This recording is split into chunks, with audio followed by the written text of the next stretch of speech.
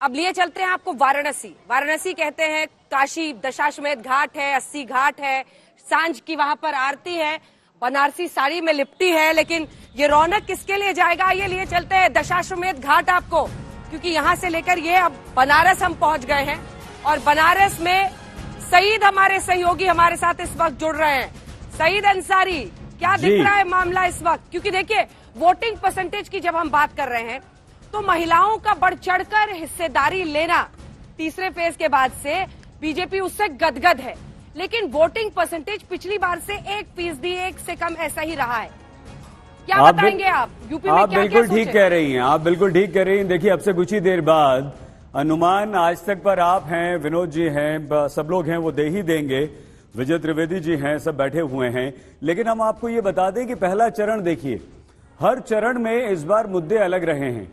क्या इस बार विकास का मुद्दा गायब हो गया है? क्या जातिवाद का मुद्दा हावी रहा है? क्या हर चरण में कहीं किसान हावी रहा, कहीं हिंदू मुसलमान हावी रहा, कहीं गन्ना जिन्ना रहा, कहीं महिलाएं रही? क्या रहा?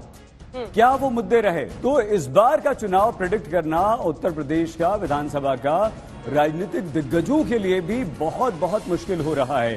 पहले चरण की 58 सीटों पर जहां बीजेपी ने एकदम सुपड़ा साफ कर दिया था, 42.43% अगर वोट पड़ते हैं तो वो किस तरफ इशारा करते हैं, अंजना, ये समझना बहुत जरूरी है। यहां पर दूसरे चरण में 55 सीटें आई और उसमें 64.66% वोट पड़े। ये दूसरा चरण आगे बढ़ा थोड़ा सा किसान से, लेकिन यह भी पश्चिमी उत्तर प्रदेश था। यहां पर किसान आंदोलन, गन्ने के दाम थे, उनका बहुत ज्यादा महत्व रहा और ये मुद्दा भी यहां पर हावी रहा। लेकिन क्या किसानों को 1,95,000 करोड़ रुपए का भुगतान करने का दावा करने वाले योगी आदित्यनाथ संतुष्ट कर पाए? या जो लगातार विपक्ष ये आरोप उठा रहा है, आरोप लगाता रहा है कि किसान विरोधी ये सरकार है और इसको लेकर क्या रहेगा? तो ये तीसरा चरण, 59 सीटें, 42.28% का मतदान यहां पर। और तीसरा चरण जैसे जैसे उत्तर प्रदेश में आगे बढ़ा, एक हिंदू मुसलमान वाला मुद्दा आया। लेकिन दलितों को आपको बिल्कुल नहीं भूलना है, क्योंकि दलित बहुत ज्यादा महत्वपूर्ण रहे और कहीं कहीं तो ऐसा रहा कि आप ये मान के चलिए 12 से 15 सीटों पर पूरी तरह से दलित और पिछड़े निर्णायक भूमिका निभा रहे थे। मुसलमानों ने एक मुश्त वोट किया है। चौथे चरण पे आ जाइए, 59 सीटें, 62.76% वोट। ये एक्सपर्ट बता पाएंगे कि वोट क्या इस बार वोट एकदम से बदलाव का पड़ा है या वोट इस बार मिक्स पड़ा है। 61 सीटें पांचवें चरण की, जहां पर 58.33% मतदान हुआ। और ये पांचवा चरण ऐसा था जब आप पूर्वोत्तर की तरफ बढ़ चुके थे और पूर्वोत्तर में मुद्दे आके बिल्कुल दूसरे हो गए थे। जातिवाद हो गया था और पूरी तरह से ये हो गया था कि यहां पर योगी आदित्यनाथ आ गए थे, नरेंद्र मोदी आ गए थे, अयोध्या आ गया था, वो धार्मिक नगरी आ गई थी। और फिर वहां पर यहां क्या हुआ था, पांचवें, छठे और सातवें चरण में पूरी तरह से योगी आदित्यनाथ और प्रधानमंत्री नरेंद्र मोदी की साख दांव पर लगी थी।